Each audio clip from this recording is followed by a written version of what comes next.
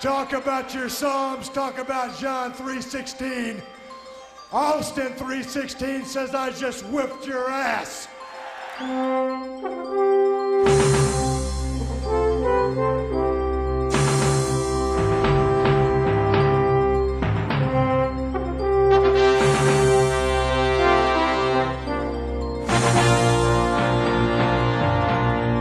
Welcome to Volume 5 of Good Mike Works pay-per-view and DVD reviews. This week we're going to talk about King of the Ring 1996. I got the idea to do this pay-per-view when I was doing my Owen Hart video a few weeks ago, and I mentioned how hilarious he was doing commentary at this pay-per-view. And then I got to thinking about the pay-per-view itself, and I went ahead and pulled it up. And, you know, I've always known this was a great pay-per-view. Of course, it's arguably the birth of Austin 3:16 and that whole Stone Cold character. But when you look back at the time, this pay-per-view was actually very good and very significant. You know why? Because this was an extremely dark time in the WWE. This pay-per-view was in June. At the beginning of 1996, your top 5 WWF superstars were Diesel, Razor Ramon, Bret Hart, Shawn Michaels, and The Undertaker. Those were your big 5. By the time they got to King of the Ring, 3 of them were gone. The only ones left were Taker and Shawn. Diesel and Razor had left for WCW, and Bret Hart was taking a hiatus after dropping the belt to Shawn at WrestleMania 12. So things were not looking good. They were almost in a rebuilding mode. And Scott Hall and Kevin Nash had just gotten over to WCW and were making a ton of noise, you know, with the whole Outsiders angle. The NWO was just getting started. They weren't even the NWO yet. Hogan hadn't even joined. So that was all new and fresh and happening over on Nitro, and it was a huge deal. And, you know, we all thought the WWE was going to be in a world of shit. And then you get to the King of the Ring, and surprisingly, the WWE, with their depleted roster and with a lot of new guys on the roster, they put together an amazing card. And when I look at the card and I look at what happened, you know, between the King of the Ring tournament and some of the other matches and the title matches and things that went down, they actually put together a solid show, a solid pay-per-view with a stacked card. I mean, the card was good. For the way the talent roster was at this time in 1996, I think this was the best card on paper of any pay-per-view that year. In a lot of ways, it almost seemed like WWE and WCW had switched rosters over the last 2 years. You know, because if you go back 2 years prior to 1994, the Savages, the Duggins, the IRSs, Diesel, Razor, of course, you know, they were all still in the WWE. But they've all now left for WCW, and they have been replaced by former WCW guys. Stone Cold Steve Austin, Mark Mero, a.k.a. Johnny B. Bad, Cactus Jack, Vader, and Goldust all had major matches at this pay-per-view, where in 1994 they would have all had major matches on a WCW pay-per-view. And I always thought this was such a credit to the WWE, the way they could take talents that really didn't do a whole lot in WCW and make them better. Vader arguably, you know, was probably better in WCW. I think WWE really dropped the ball with him. But I think had Mark Mero not had any injuries, his Mark Mero character with Sable was much more successful than Johnny B. Bad. Stone Cold, of course, became, you know, 1,000,000 times more successful in WWE than he was in WCW. So did Mick Foley. And honestly, so did Dustin Rhodes, because the Goldust character made him. And as a matter of fact, he's still in the ring to this day working as that gimmick. So I always thought it was really interesting how, you know, in the span of 2 years, it seemed like the companies had flopped rosters, you know, and now they were competing with each other's guys. And it was pretty interesting. But let's start getting into these great matches and moments that took place on this pay-per-view, because it was, like I said, stacked from top to bottom. There was really only, you know, maybe one filler match, and that match was still a title match, but we'll get into all of it here. The show starts off with guess who? That's right, the King of Hearts, Owen Hart. Jim Ross and Vince McMahon welcome everybody to the King of the Ring, and Owen just barges in, cuts right between them, grabs the mic and says, "You lazy fuckers, I'm ready to get down to business. Come here and sit at this table with me, and let's start the show." So Owen, right off the bat, was in charge, and I'll tell you what, you could have played a drinking game with how many times Owen Hart said the word expertise. I highly recommend you go back and watch this pay-per-view, because Owen Hart was fucking hilarious. He said the word expertise probably 100 times, and I can't even tell you how many funny things he said on the show. As a matter of fact, it might even be worth me taking the King of the Ring tournament, the whole show, and just chopping it up and playing each one of Owen Hart's funny one-liners and making some sort of a video on that. So keep an eye on my backup channel in upcoming weeks. You might see something like that pop up, because Owen was truly hilarious. I can't even do him justice by just talking talking about what he said. It's just too funny. His tone, his demeanor, how sarcastic and fucking delusional he is, made it for absolute pure entertainment. And it was the highlight for me of the whole pay-per-view was just listening to Owen. The opening match was a semi-final King of the Ring match. Now, I actually, even though this pay-per-view was really awesome, I think, I didn't like the way they changed the King of the Ring format. I like to have the whole entire tournament the same night. WWE in 1996 decided that they were going to have the qualifying matches and like the first 2 rounds of the tournament on Raw. And these would span multiple weeks. Now, what annoyed me about this is I thought the whole point of the tournament was just to see who could gut it out, who could win 3 consecutive matches in the same night, to become the true King of the Ring, the way Owen Hart did, the way Bret Hart did. They each had to go through 3 hard-fought, grueling matches, to win the King of the Ring, and now they're spreading it out over weeks where these guys get weeks of rest in between matches, and to me, it just defeated the whole purpose of the King of the Ring. But I guess they did that in order to make room on the show for some of these other great matches, because if they did the full tournament on the show, then some of these other matches that we had wouldn't have taken place. So they just did the Final 4. The Final 4 was Stone Cold Steve Austin, Mark Mero, Vader, and Jake the Snake Roberts. So Austin and Mero are up first. Mero is accompanied to the ring by Sable, and again, this is one of the times where Owen Hart is completely hilarious. He's totally ragging on Sable the whole time. She's ugly, she's a hose beast, she's old looking. I mean, he was just constantly insulting Sable, and it was so hilarious. And Austin and Mero had a pretty good match. I mean, Stunning Steve and Johnny B. Bad go way back in WCW, so these guys were very familiar with each other, and now they're having a match in a WWE ring. I remember at the time watching this, thinking the exact same thing that I just talked about all the WCW guys in WWE. I'm like, wow, it's like WCW has come over here and they're all new characters now. And Stone Cold and Mero had a pretty awesome match. Of course, Stone Cold got his lip busted open with Mark Mero performing a move that I hate. I don't know, you guys can remind me, what was I talking about recently in one of my commentaries with this finishing move? I think it might have been one of my DVD reviews, but I was talking about this pinning combination that some wrestlers have used where they jump up and put their feet, under the guy's armpits and then roll them up from behind, and it's just kind of an unbelievable move. It's hard to believe that, that would even work, and it's just a move that I've never liked. Well, Mero attempts this on Stone Cold and kicks him right in the face and just splits his lip wide open. Austin continues the match with no problem, eventually hitting Mero with the Stone Cold Stunner, which he just adopted as his finisher. Stone Cold was only using this move for about 1 or 2 weeks by this point, because he was with the $1 Million Man the pay-per-view prior, when it was the strap match where $1 Million Man had to leave town, and he was now off in WCW. So up until that point, Austin had been using the $1 Million Dream, and he just started using the Stunner. He hit Mark Mero with it and beat him, and Austin advances. And of course, I think we all know the story that after this match, he actually left and went to the hospital and got himself stitched up, and he came back in time, to have his King of the Ring final match with Jake later on in the show. I hope that didn't spoil the ending of our next match for you, but Jake the Snake Roberts does take on Vader in semifinal match number 2. Kind of a bizarre finish. Jake actually hits Vader with the DDT, but on the way down, Vader grabs the referee, throwing him to the mat, and the referee just disqualifies Vader. They were still trying to make Vader very strong. He was about to feud with Shawn for the title, so I think they wanted Jake to advance because, at this time, WWE was probably not going to go with a heel versus heel final. They weren't going to do something like that in 96. So you knew Jake was going to have to advance somehow, and there's really no believable way at that time that Jake the Snake Roberts could have beaten that Vader. No way. So I think they had to get out of the match somehow with Vader not advancing, but at the same time staying strong. So Jake hits him with the DDT.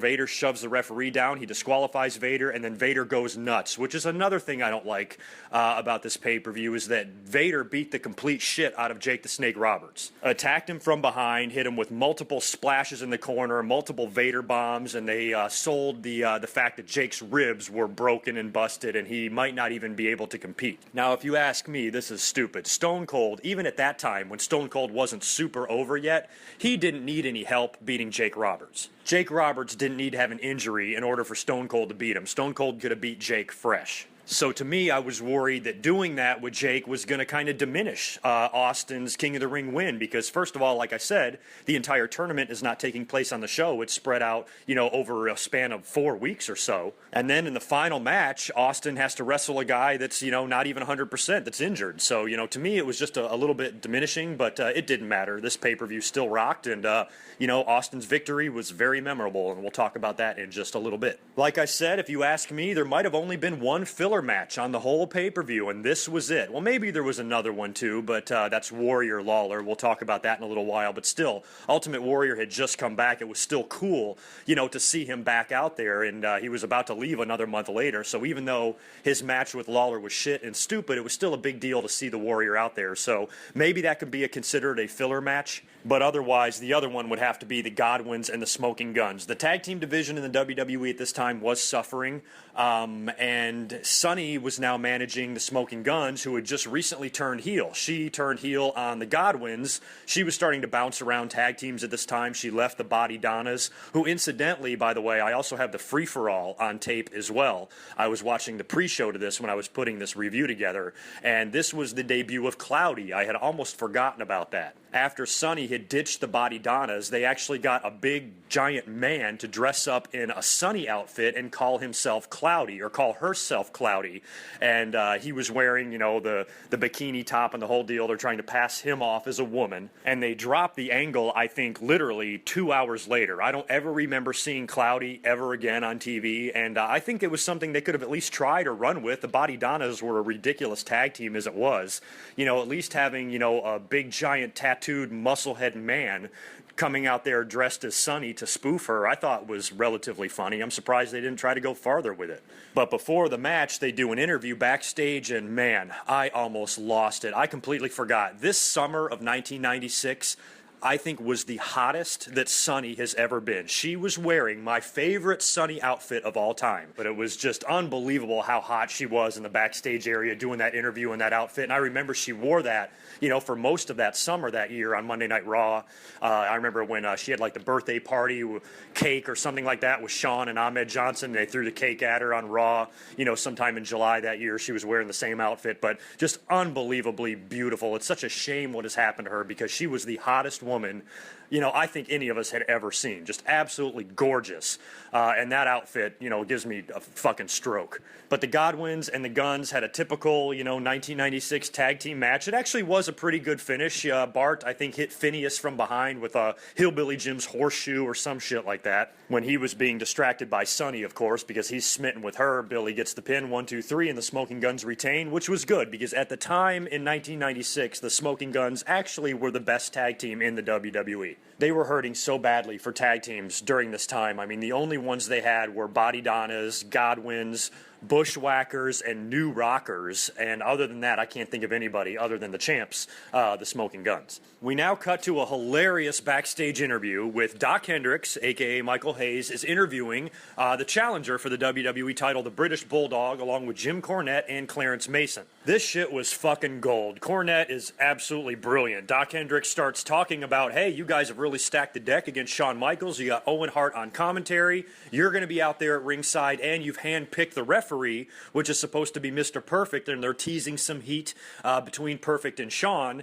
And, of course, you know, Perfect's kind of a heel, so they're assuming that Perfect's going to wind up screwing Shawn Michaels. And Jim Cornette has a crazy line during this. I couldn't believe what he said. He goes, Shawn, ever since you've won that title, you've been flying first class. Well, tonight, you've got a one-way ticket on Value Jet, which was fucking harsh. I don't know if you guys know what Value Jet is, but I'm pretty sure that year, I remember it was in the mid-90s, a Value Jet plane actually crashed in the Florida Everglades with 200 or 300 people on board. It was horrible. And they were kind of like a discount bullshit airlines. They went out of business. I actually think they still operate. They've now changed their names. They're something else. They're one of these other shitty airlines that you see sometimes. So I actually think that Value Jet might still be in business, but they had to change their name because they were always associated with a cheap piece of shit airplane that killed, you know, hundreds of people. But right after he says that, you actually see Mr. Perfect show up in the locker room in the background going into his bag in the locker room area. And Vince McMahon says, hey, Doc, look behind you. Mr. Perfect's back there. Why is he in the locker room with the Bulldog and Jim Cornette? He's supposed to be an unbiased official, and he's hanging out with the heels, and Bulldog had a fucking hilarious line. He goes, hey, he has to come in here. If he put his bag in Shawn Michaels' locker room, his wallet would be missing. I mean, it was just fucking, it was such a hilarious interview. It was great shit, and all around a great segment. Now we're on to that Lawler-Warrior match, which really, really sucked, but like I said earlier, Warrior was new. He had just come back after 4 or 5 years off, so we were all still pretty excited to see him, even if he was going to have a bullshit match. Just the Warrior coming out there and doing his thing, because remember, like I talked about in the beginning of the show, WWE was hurting. A lot of their top talent had left. So So to have a big icon, a superhero icon, come back to the WWE, because everybody else was in WCW. Hogan and Savage, the other two icons at the time, they were over there. Warrior, arguably, of the 80s and 90s, was the only guy around that was, the level of a Savage or a Hogan or a Flair. So the fact that the WWE was able to get him back, they were just, Vince was just desperate. That's the whole reason Warrior came back to begin with, because Vince knew that Scott and Kevin were going to be leaving and Bret Hart would be taking time off. He needed fucking guys back. He needed some big names. That's the only reason the Warrior came back. It's because Vince needed a name. And I was never the biggest Warrior fan. I've admitted that millions of times, but, I was kind of still excited to see him back at that time. So he wrestled Lawler in a stupid angle and a stupid feud. Lawler, of course, is a great artist, and a few weeks prior to this on Raw, he drew or painted this beautiful portrait of the Ultimate Warrior, very detailed. I actually think he really, truly did draw it. They didn't have it made or anything like that. It was an actual piece of artwork that he made, and he was going to give it to the Ultimate Warrior on Raw. And they did the angle in the ring with the Warrior and Vince and Lawler, and I remember, I think they've even talked about, I've heard of them talk about this in an interview, but it's something I always recognized, and I always wondered why the fuck he did it. But if you go back and watch that segment from Raw a few weeks before King of the Ring, Ultimate Warrior comes out to the ring wearing a hat. Maybe it was actually in the Self-Destruction DVD. I can't remember who talked about this or where, or if it was a shoot interview or a WWE DVD or what, but I know somebody somewhere has made mention to the Ultimate Warrior wearing a hat that night before. And I think the reason he did it is because he didn't want to fucking take a hard bump to the head. And Lawler was going to take the big framed picture and break it over the top of him, which he did. And when you look at it back, the King didn't even hit the Warrior with the glass part of the frame. He hit him with the back, cardboard part, and then the glass broke, and it was probably just bullshit gimmick glass anyway. And even if it was a real piece of thin glass, the Warrior could have taken that. Give me a break, So not only is he wearing a hat to protect himself, but the King doesn't even hit him with, the right part of the picture frame. So, even though the glass broke, it was just stupid. And that, of course, led to the match at the King of the Ring, and Lawler, it was kind of a carbon copy, sort of Triple H and Ultimate Warrior from WrestleMania, except it went a little bit longer. Jerry Lawler got the early advantage on the Ultimate Warrior, attacking him when his robe is still on, and, of course, Warrior no-sold everything, and I think Lawler even hit him with the pile driver. Warrior popped right up. Next thing you know, it's the clotheslines and the press slam and the splash, 1, 2, 3, and the King is done. We head backstage again. Doc Hendricks is back in Jake the Snake Roberts' locker room, and Gorilla Monsoon is in there. Gorilla was the commissioner, or the commissioner at this time, president, I'm sorry. And in the background, they have the doctor examining Jake, and Gorilla says, hey, he might have broken ribs. We don't know. We don't have x-ray vision. I guess there's no x-ray machine there. But he says he's going to let Jake compete, and if the match gets out of hand, he will stop it. And basically just says, as far as he's concerned, the match is on, but Jake is in really, really bad shape. Next up is an unbelievable match. One of the more shocking matches on the pay-per-view because, when you think about who The Undertaker was at this time, Mankind had just come in the night after WrestleMania 12 and attacked The Undertaker. They had a lot of run-ins on Raw and at the previous pay-per-view, the Beware of Dog debacle with the storm and the power outage, and they had to redo the pay-per-view a couple nights later. And Taker was working with Goldust, I think, in those matches, and Mankind, came out of the casket and attacked Undertaker. So Mankind was just tormenting The Undertaker for weeks leading up to this King of the Ring match. So you were thinking that The Undertaker was going to be out for blood and out for revenge in a big way. And when The Undertaker makes his entrance, Paul Bearer comes out, but there's no Undertaker.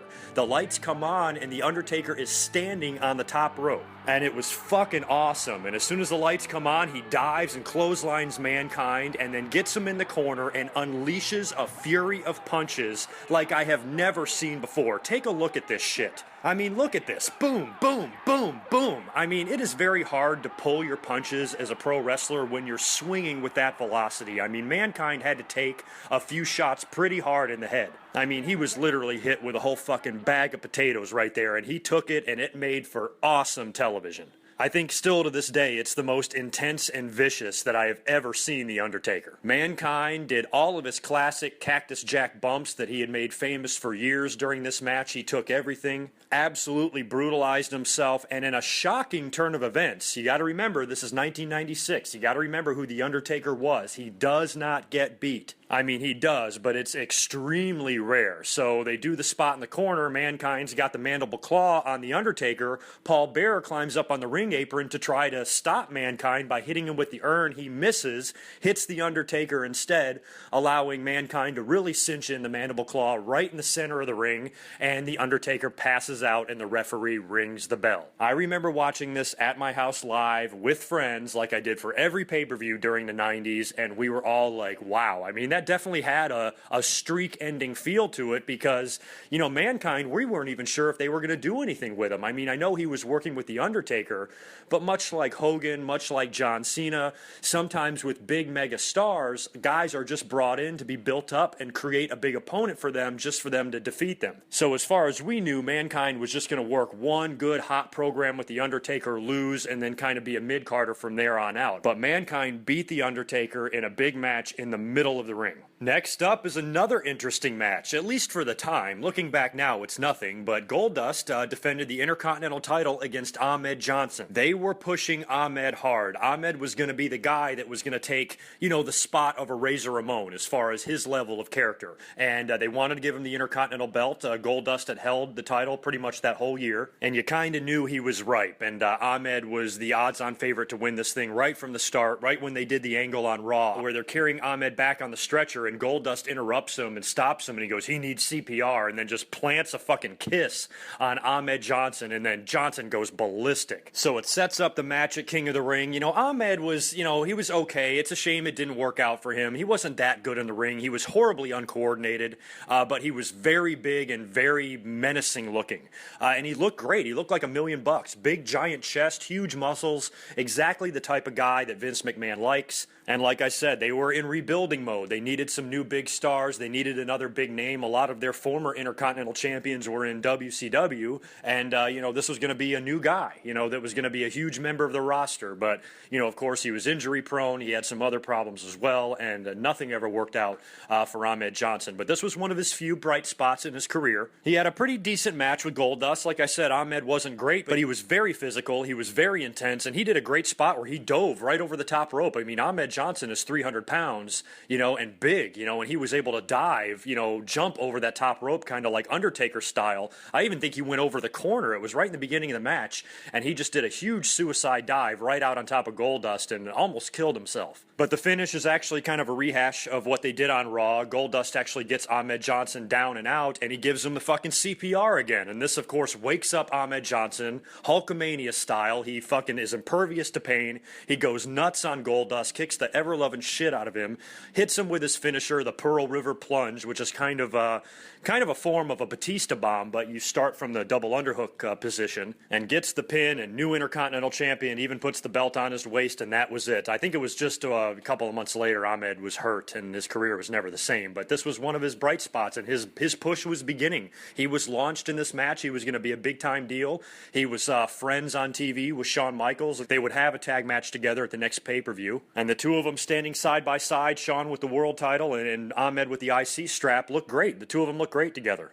Next up is the King of the Ring final, Stone Cold Steve Austin versus Jake the Snake Roberts, but first we are treated with a delightful surprise. Brian Pillman, who had just signed with the WWE, fresh off of his car accident, fresh off of a couple of ECW appearances, you know, and just a very, very hot, volatile, you know, unpredictable character that was creating a lot of buzz in wrestling. He had had some controversial moments in WCW. He left on very strange terms, popped up in ECW, and now had made his way over to the WWE. And just like I said, you know, WWE had an influx of former WCW talent, and Brian Pillman was another one. You know, he wasn't able to wrestle yet. Brian Pillman, unfortunately, never got off the ground in the WWE, but this opening promo that he had at King of the Ring, when he came out there, interrupted Jim Ross, and again, there you go, another WCW, you know, link. You know, Jim Ross and Brian Pillman, you know, had a lot of interviews together, you know, down in Atlanta, and here they are in WWE doing the same thing. And Pillman just cuts a scathing, you know, edgy, you know, very hardcore promo on the WWE and its fans,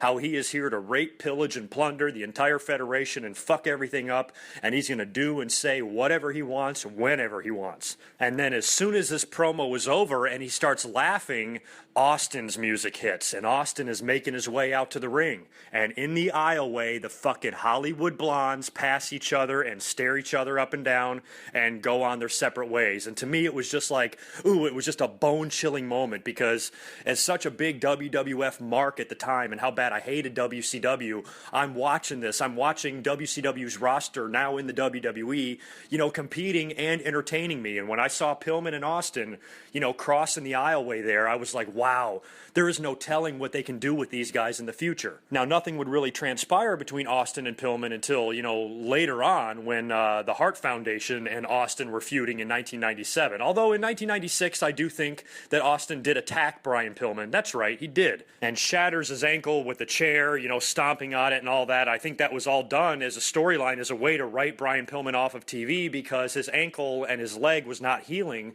the way it should, and he needed to take some more time off, or I think have another surgery actually, and so they needed to do an angle to get him off TV, and I think that's what led to the gun incident on fucking Monday Night Raw. As a matter of fact, it is. But anyway, the small little tease of Austin and Pillman in the aisleway there, for me at the time, was just a huge deal. But now we're on to the final match. Austin gets in the ring. His lip is completely stitched up from his visit to the hospital after he got kicked in the face by Mark Mero, and he awaits Jake Roberts, who hobbles out to the ring, ribs taped up. He looks like a mess, and they basically just have a really slow, methodical, you know, Austin is very meticulous and just brutal on Jake and his ribs, and just kind of methodically taking Jake Roberts apart. Jake Roberts has a little bit of offense. They tease that possibly, maybe Jake could do the impossible and beat a young up-and-coming WWF superstar while he's injured at his age, but of course, no, thank God he did not. Austin eventually hits Jake with the stunner, gets the pin, and wins the 1996 King of the Ring. Another reason why this pay-per-view is significant, because Triple H, of course, was supposed to win this King of the Ring. But after the curtain call a few weeks prior, he was being punished, and this was taken away from him. So they gave it to Austin instead, and Austin wins, gets up on stage with Doc Hendricks, and cuts one of the most memorable and significant promos in the history of professional wrestling. And it's just amazing how it all worked out. This began the start of Austin. I still don't think Austin became truly Austin until his feud with Brett got underway,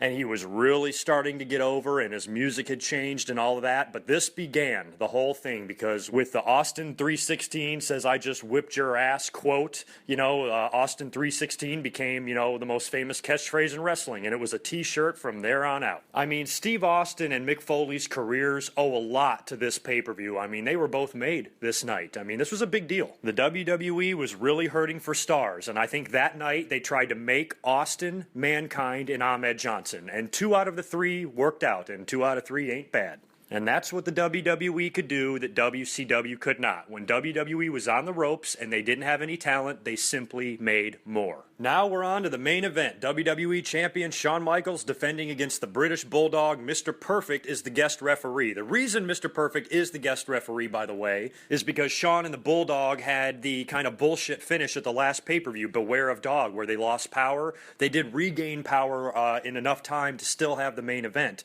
So I believe that made air on pay-per-view that month. They had to do the Beware of Dog 2, I believe, to, you know, kind of take care of some of those other matches that they missed. But they did the finish where both guys' shoulders were counted to the mat, and nobody knew who won, but Shawn Michaels retained his title anyway. I guess tie goes to the runner kind of thing, so they're having the rematch at King of the Ring, and Mr. Perfect is going to be the guest referee, because I guess he's the only one that's capable of refereeing, because the little stupid referee fucked up last time. Mr. Perfect has been a referee before at WrestleMania 10, and it didn't work out so well, and Gorilla Monsoon was suspicious the whole fucking time. So once all the participants make their entrances and are in the ring, Gorilla comes out and says, "Hey, I've changed my mind, Mr. Perfect. You can be a referee, you can be an official, but you're going to be on the outside of the ring, not inside," and they're replacing him with a regular WWE official, who I believe was Earl. Let me just peek at the tape and make sure that's accurate. Yeah, that's Earl. So Shawn and Bulldog proceed with their match. Owen's on commentary, and Mr. Perfect's now on the outside of the ring. So is Jim Cornette. I mean, the deck is still stacked against Shawn. And the two guys have a good match. I mean, at that time, Bulldog, you know, he was at the top of his game. Shawn was very good. He was awesome. He was the best in the business. And those guys had a really good match. Lots of shenanigans all throughout the match, but finally Shawn hits the Bulldog with the super kick after the referee, Earl, had gotten knocked down at some point. And then they do the finish where, Earl's going to try to count the 3 count, and then Mr. Perfect comes in to also count the 3 count, and both referees are counting, and Owen gets up from commentary and pulls out Mr. Perfect, grabs his ankle and pulls him out of the ring to prevent him from counting 3, but Earl is still in there counting, and the 3 count gets hit anyway. So Shawn wins, but it was still kind of a clustery win, it wasn't a clean super kick, I pinned you victory, it was kind of funny again with the fucking 2 referees and all of that. Well, now it turns into a brawl. Owen jumps in the ring, he's in a fucking tuxedo and those hard fucking leather shoes, and he's doing enziguris and spinning heel kicks to Shawn. Bulldog is now back up, and they're both beating the shit out of Shawn. Shawn's trying to fight him off, and then Vader and Ahmed Johnson enter the fray, and you've got the entire Camp Cornette now attacking Shawn and Ahmed Johnson, and then Shawn and Ahmed get a surprise visitor, and the Ultimate Warrior makes a run in. I remember watching this, and we were all saying, please, Warrior, run out there. This will be perfect, because we thought that when the Warrior came back, he's the Ultimate Warrior. I mean, he might be involved in the title picture, so for him to run out there and be involved with Shawn Michaels, I mean, it was just odd to see those guys. Shawn was just a rocker when Warrior was there last time. Now Shawn's the man, and he's an arrogant prick of a man, and he's certainly not going to take any shit from the Ultimate Warrior. So I was wondering myself, just the dynamics of how it's going to be backstage with these 2 guys. I was wondering that ever since Warrior got back. I'm like, wow, I wonder what it's like. I wonder if him and Shawn get along. It was just something I always wondered about because I knew of their personalities and who they were behind the scenes, and I was just curious, if they got along or not. But anyway, Warrior runs out there to make the save. They fight off Camp Cornette, and you have in the ring Shawn and Ahmed and Warrior all celebrating together. Shawn's music is playing, and they're posing for the crowd and doing everything, and that is a pretty strong-looking trio of guys right there. And, Shawn, Ahmed, and Warrior all together was, wow, that was a pretty unstoppable force, at least for 1996. And the match goes off the air that way. I mean, that's something that we really didn't see coming. I would not have expected when this pay-per-view started that the last thing I would see would be Shawn and the Warrior standing together in the same ring. I was thinking a showdown between those 2 might have to be imminent. It might happen. If Warrior would have stuck around, who knows? He might have gotten the SummerSlam or Survivor Series title shot, or they could have even drug it out until WrestleMania 13. Of course, a lot was different by the time WrestleMania 13 came around. It's almost good that the Ultimate Warrior left and he wasn't in the way. But I remember for me at the time, just seeing those 2 guys, together, even though they were united, just in the same ring, involved in a same storyline, to me was like, wow, they're, they might be doing something with Warrior and Shawn. But it never worked out because a month later he was gone, and I've told the story many times. I was actually at a show at the Joe Louis Arena, where Warrior was supposed to appear. I was, because of a few people that I knew, I pulled a few strings and was able to get backstage, something that I was able to pull off a lot in the 1990s, surprisingly. And I remember Warrior not being there, and that was the night that Sid returned. He returned on a house show before he showed back up on Raw, to help them out at the next pay-per-view. And anyway, there was one more small thing that happened at this pay-per-view. Back then, I think they only did this a few times. I only remember them doing it once or twice. But they basically ran what was an early form of a post-show, like how we get on the WWE Network now, except this was only 3 or 4 minutes long, and they called it the King of the Ring Plus. And they go backstage and have an interview with Gorilla Monsoon and Doc Hendricks, and Doc was like, wow, that was a great pay-per-view. What do you make of what we just saw go down between Camp Cornette and Warrior, Shawn, and Ahmed? And Gorilla Monsoon goes, you know what? I'll tell you what. These guys want to fight. They want to face each other. They want to have a rumble. Fine. At the next pay-per-view, International Incident, I'm setting up a 6-man tag with Owen Hart, British Bulldog, and Vader, taking on Ahmed Johnson, Shawn Michaels, and the Ultimate Warrior in an epic 6-man battle at the main event at the next In Your House. So that was a blockbuster announcement for the next pay-per-view. But of course, the Ultimate Warrior wouldn't make that pay-per-view. He would be out of the WWE. He no-showed a bunch of shows. And that's why they brought Sid in that night in Detroit to quietly reintroduce him to the WWE fans. I think this was on a Saturday night. And then Monday on Raw, they did the interview where they revealed Sid to be Shawn and Ahmed's new partner for the 6-man match at the pay-per-view. So when I look back, at the King of the Ring,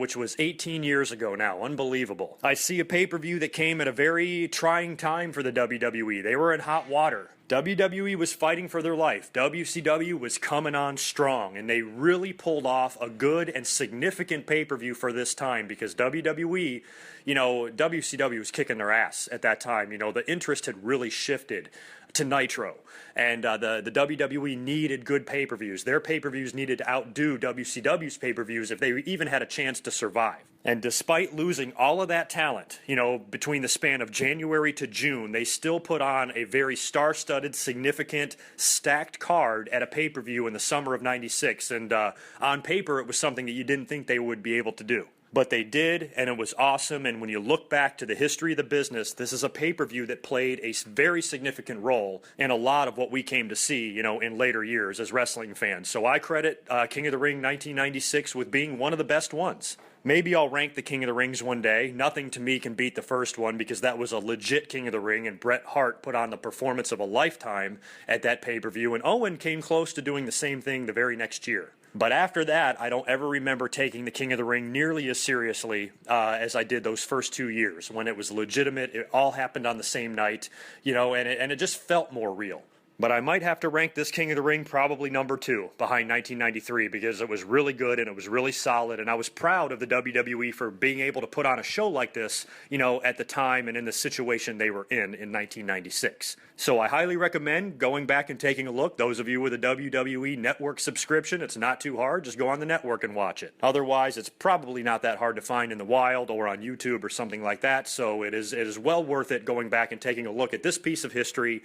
King of the Ring 1996, I think, was a pretty significant pay-per-view and was one that I was highly entertained by. So that is it for this week. My next installment will probably be another DVD review. I've narrowed it down to about 2 or 3, so I'll make my decision on that and start working on it in the very near future. Until then, just keep an eye out for my normal weekly commentaries, and I will talk to you very soon. Thanks for listening. Peace.